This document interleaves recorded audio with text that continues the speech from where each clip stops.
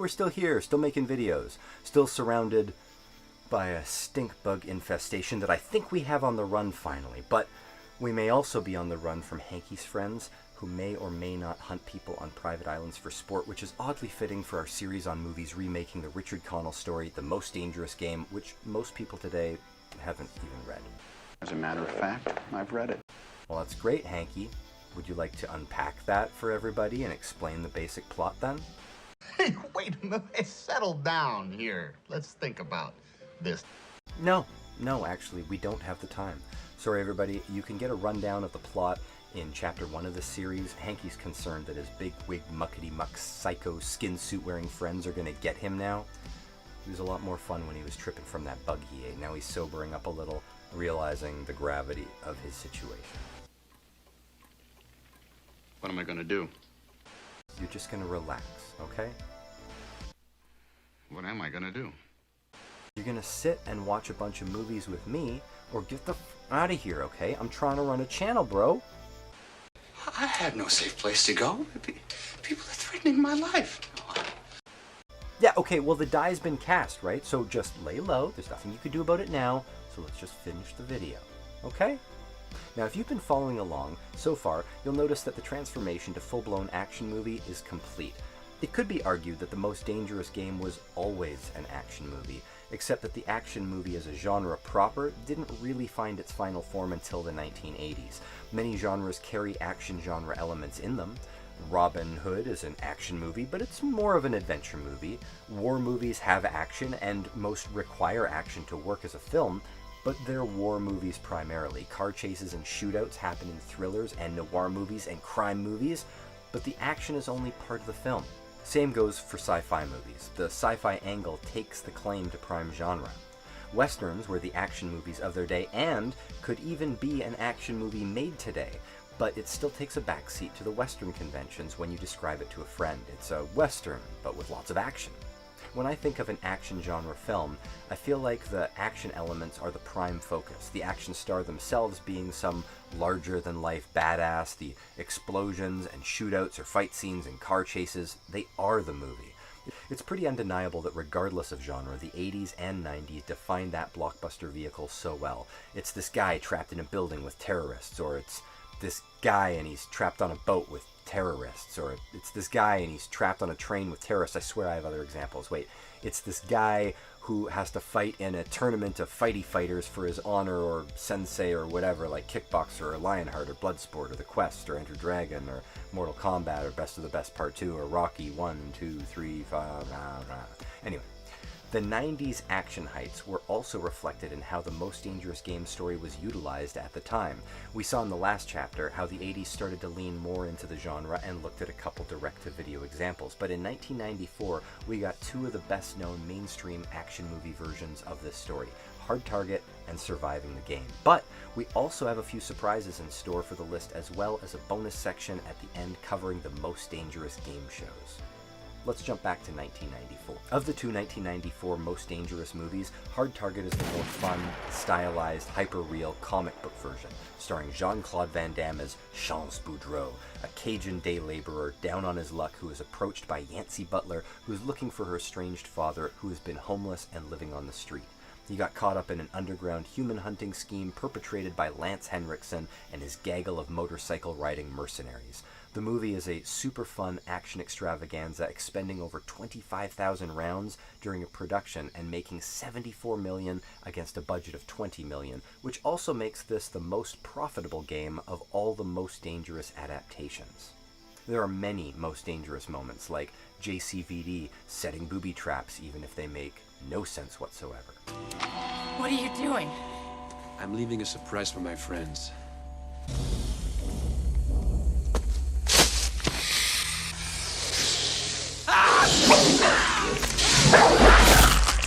But what makes the film work, what makes it pretty great in my opinion, is director John Woo. Hard Target is his first American movie, and in my opinion it's still his best. With each subsequent movie, Broken Arrow, Face Off, Paycheck, they get more and more ridiculous, and that certainly has its own charms, but I think Hard Target is one of his best.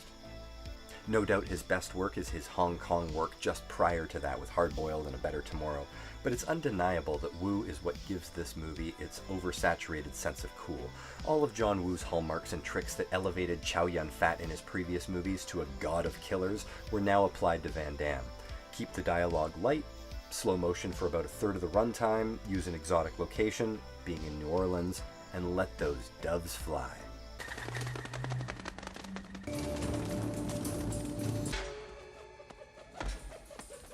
Hard Target is an example of style over substance, as I believe most of John Woo's American work is. But one, he does it really good. And two, if you can use a classic plot as the backbone of your story, then you can focus on that style and that slow motion without worrying too much about whether your plot works because it's tried and true. Van Damme is portrayed as a neo-Western gunslinger where his legs are the six-shooters complete with trenchcoat duster and showdowns at high noon outside the saloon.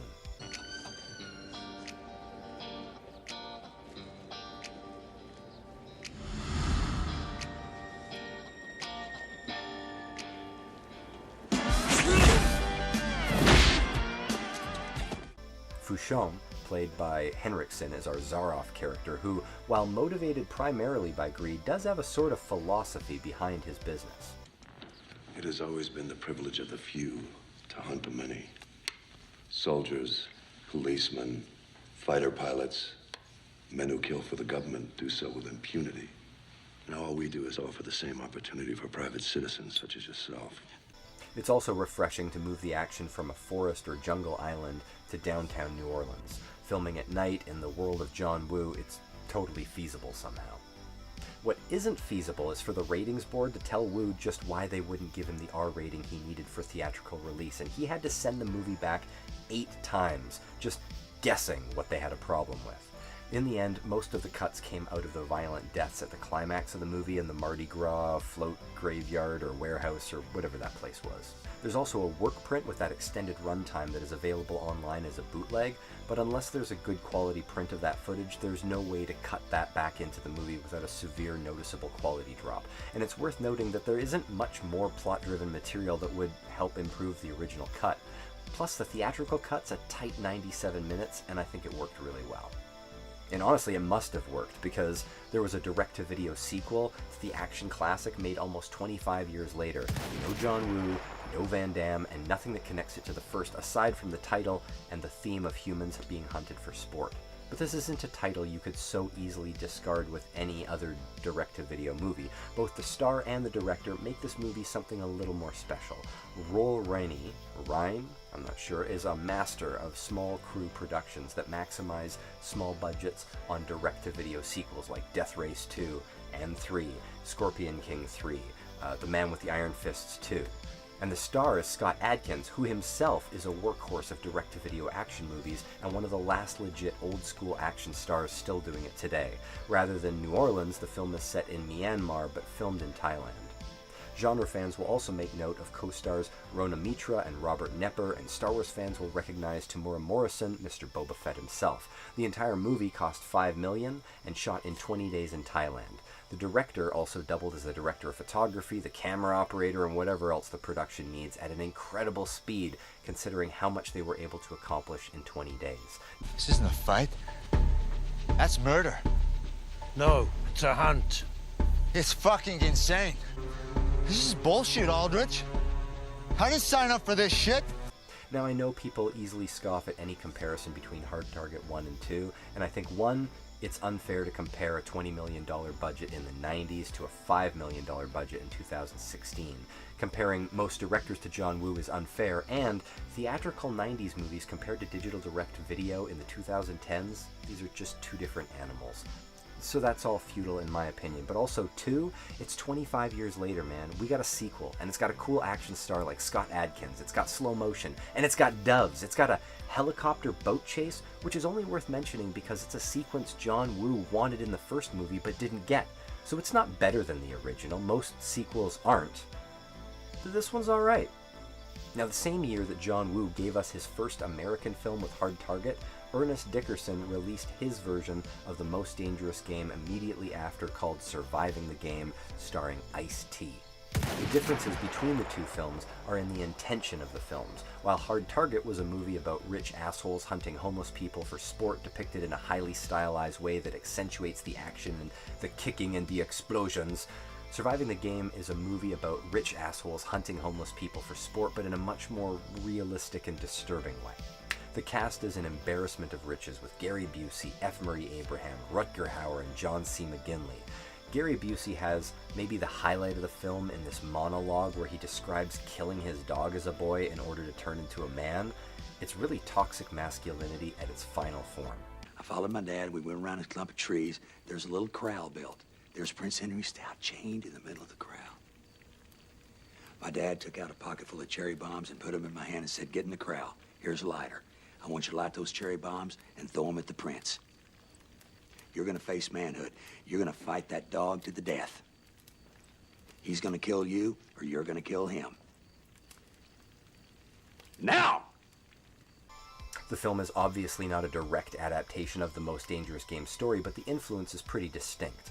Beyond the soliloquies about why men kill and hunt for sport, we also get a gnarly homage of severed heads in jars as trophies.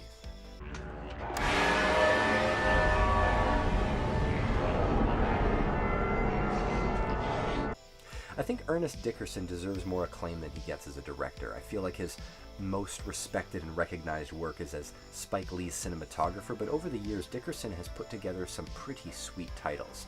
Juice, the Tupac movie, was written and directed by him. Bulletproof with Adam Sandler and Damon Wayans. The first Tales from the Crypt movie from HBO, Demon Knight. And more recently, he, like so many other veteran directors, has found work in all of your favorite TV shows. Surviving the Game is solid, entertaining. It doesn't have many uplifting moments, but that's kind of the movie that Dickerson made. Given that Hollywood produced two incredibly similar movies at almost the same time as they do, you really get your choice for a more feel-good, hyper-stylized comic book action movie with Hard Target, or a darker and more realistic but still action-packed version in Surviving the Game. Now the book, The Most Dangerous Cinema, that we've been using as a guide for this series of videos, ends its legit 100% Dangerous Game movies with The Pest from 1997 starring John Leguizamo. Usually the last stop for a genre cycle is parody, and the comedy of The Pest would fall into that category. The tone is like a John Leguizamo Ace Ventura, with broad physical comedy, lots of voices and characters for John to play, and the basic plot has a Nazi human hunter chasing him. There are a few offensive yellowface impressions that he does that should have been offensive even in the 90s. The script was half-baked and the final product is lacking. It was a critical and financial bomb. Highlights include early appearances of Freddie Rodriguez and Ari Spears, who is so young in this movie, it's wild. Neither guy really gets much chance to shine, though, in this film. Unfortunately, The Pest lives up to its name and outwears his welcome pretty quick, so let's move on to the bonus round, the Almost Dangerous Game shows. Humans hunting humans for sport is grotesque, and there's nothing quite as grotesque as late-stage capitalism, where we exploit our every base desire for ratings. These stories all fit in that world, humans hunted by humans and live streaming it to an eager audience. The Romans used to force people to fight in the Colosseum or be eaten by lions, and the public would cheer. It sometimes feels as though we might not be as civilized as we like to think. Humans have always reveled in blood sports. Today it might be MMA. Most people today would likely point to the Hunger Games movies as an example of a human hunting game show movie, and those who are a little bit more into movies might call out Battle Royale, and that's an even better choice in my opinion, though its sequel's not the best. But before both of those movies was The Running Man in 1987, and that's the one I want to highlight. A sort of lesser celebrated Schwarzenegger movie, The Running Man is about a falsely imprisoned man who's forced to fight his way through dozens of condemned city blocks turned into battle arenas and several gladiator-type characters. Welcome to Buzzsaw Eddie Butowski, last season's leading stalker. Buzzsaw's Hammond and Cates chainsaws are made of Trilon-coated Durasteel and can cut muscle, sinew, bone, or even solid steel. And you know, Arnie comes with those one-liners. Here's Sub-Zero! Now, Plane Zero! Well, they can't all be bangers. We get that 80s action fun with a hint of sci-fi concepts the way Arnie usually does. The story is actually a Stephen King short story under the pseudonym Richard Bachman, and it's a pretty solid and fun Arnold sci-fi action classic. It's a real crowd pleaser. Okay, so this is where we end this chapter. It's also the last chapter in the book to cover a legit Most Dangerous Game movie proper, but it's been over a decade since the book was written, and there have been new movies that fall into this category, and we will cover those in the next video, including a bonus section that covers Alien Hunters. Alright, now, the last thing I want to touch on briefly, I know Hanky was getting upset at the start of the video, and I think I got him calmed down a bit. How you feeling, buddy? I feel great. That is very funny. Yeah? You can bet the house on it. I got him to eat another stink bug. I know, but he's like kind of mellowed out now. What? Nothing, dude, nothing. So you're gonna stick around for the next video? It might be a bit of a wait till next week. They take a while with the writing and the editing and everything. Well, anything worth doing is worth doing right. Alright, well, hit the like, the follow, you know the deal, help a brother out. It's made very clear to me what I'm supposed to do here. See you all next week.